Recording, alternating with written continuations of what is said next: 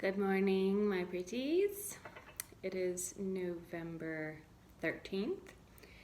Your daily tarot for today coming at you from Joshua Tree. And I know this table is shiny, but it's also so beautiful. I had to work directly on this giant slab of magical stone, which is another way to describe Joshua Tree. Yeah, third day of the November Scorpio season, full moon. The moon last night was radiant. And this is the last kind of day or night that we might be feeling all of that bubbling up, and in a full moon and in this cycle of the moon, it's that bubbling up is a releasing. So let's look into that. Let's look into release and what's being made room for, and then a little extra from Spirit. Same as we did yesterday. It's a good full moon spread, I think. So,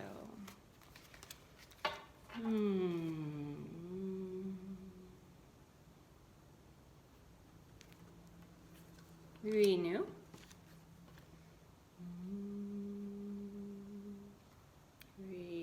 Release. And point us the way. Okay, so renew, release. Ooh, for renew, we have Seven of Swords moving into. Interesting. Release, we have King of Pentacles. The Taurus, this card has a Taurus association, interesting as well.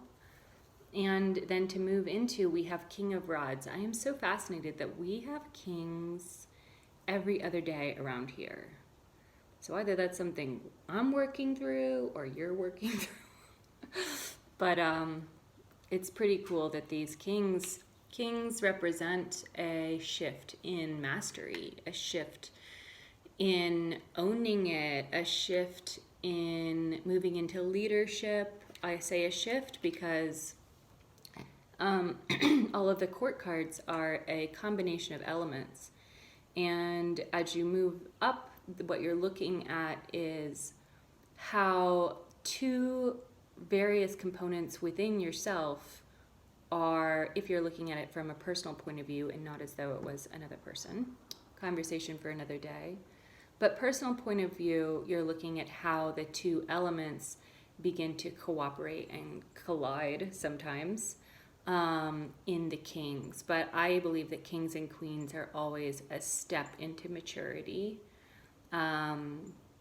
So King of Pentacles and King of Rods and all the kings coming at us lately are really pointing to a step of integration of our individual parts, our elements, our elemental parts.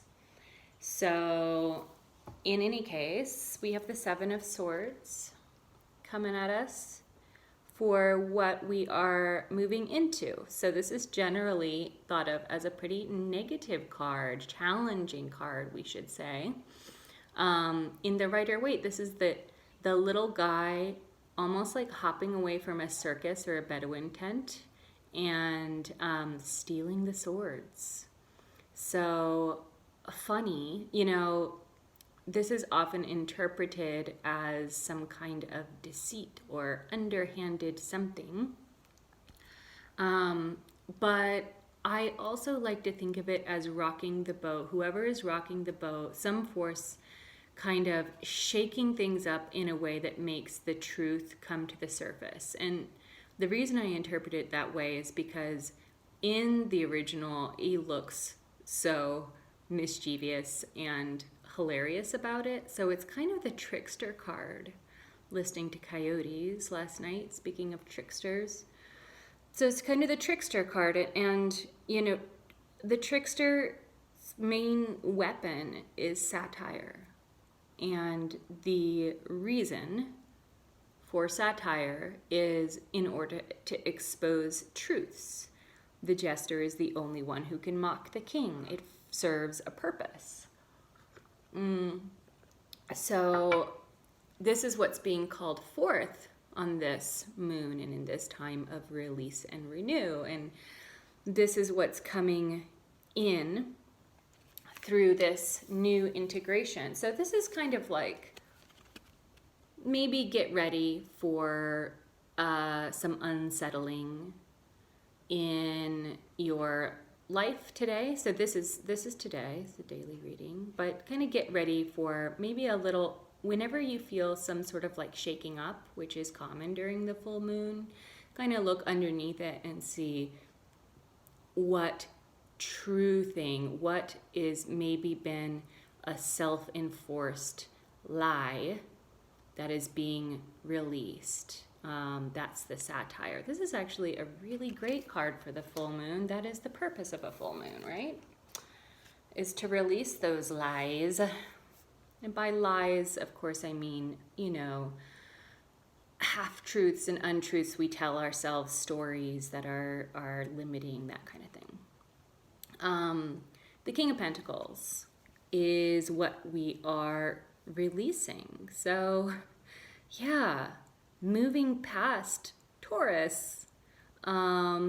Leadership, the King of Pentacles is leadership and integration in terms of body and material and health and wealth, and that's Pentacles, of course.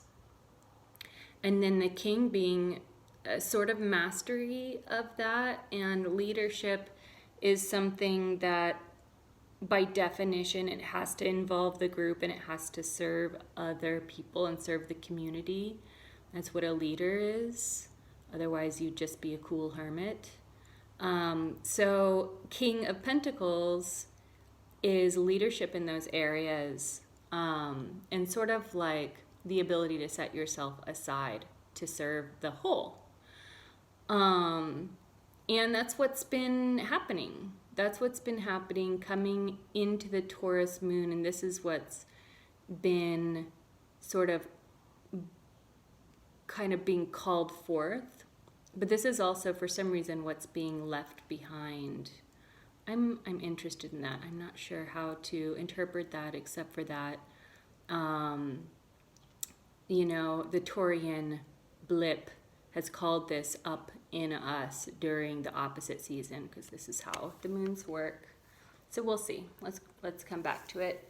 All the cards always contextualize each other. And then, pardon me, the King of Rods is the gift from Spirit today. This is kind of my wild card. What is it that I'm forgetting to ask? What is it that kind of a finger to point the way from Spirit or from the higher self? And we have the King of Rods.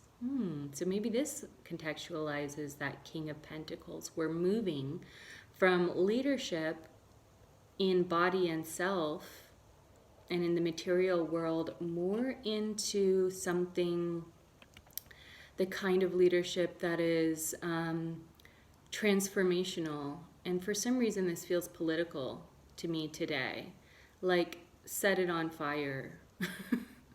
Rods are of course fire, and transformation is often a cycle of destruction and renewal. So, rods can be inspiration and they can be action out in the world, and they can also be kind of like an inspiration. A transformation. I think that where those things meet right now is actually kind of more bringing us from the home sphere and the work on the self to more like a work in the community and a work in the collective. Interesting. I know that that's true for me. So, and all of that coming through on this particular full moon with this satirical shaking of the ego, bringing out the lies of the ego, exposing them, and making way for kind of a shift in this time from earth to fire. Yeah. I like that. Kings are also air. This is where air meets earth and air meets fire. So we're kind of talking about when the chitty chatty brain and more of those lies that we tell ourselves, more of that self-deceit that came up in the Seven of Swords just now. Because when that stuff is put to rest through, lots of work, that's when we can integrate into the other elements through air, because the mental world can be so problematic, as we know in the swords. And the kings are when the mental world and the world of swords is kind of come to a place of maturity and like it's integrated. Anyway, well, yeah, a lot of sort of self-work kind of messages coming through today. I love the Seven of Swords for any full moon. That's a cool revelation. And then moving from earth sphere to fire sphere in terms of our leadership and our work in the world. That's an interesting thing to be happening on this moon, and also moving as we are towards the dark of the year. Feel like the transformations in the dark of the year are going to be in this area of the kings, which is the integration of the elements of the self.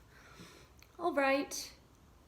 Have a lovely day. I'm going to do magic with horses with the energy worker and artist Dana Sherwood today. I'm so excited. I had to brag. I love you. I hope you have a wonderful November 13th, and I'll see you tomorrow. Bye.